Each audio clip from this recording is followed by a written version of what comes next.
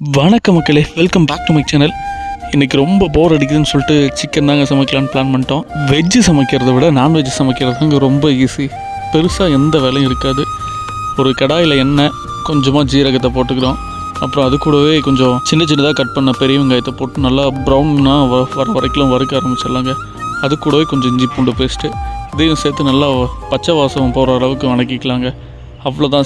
ரொம்ப simple dish தாங்க. இது கூட சிக்கனை போட்டு நல்லா பிரட்டி விட்டுக்கலாம். அதே இதிலே கொஞ்சம் நேரம் குக் ஆகிற அளவுக்கு நல்லா பிரட்டி விட்டுக்கலாங்க. அது கூடவே மிளகாத்தூள், மல்லித்தூள், சிக்கன் மசால், கறி மசால், நமக்கு கண்ணுக்கு என்னென்ன மசாலாம் தெரியுது எல்லாத்தையும் கொஞ்சம் கொஞ்சம் எடுத்து போட்டுக்கலாம்.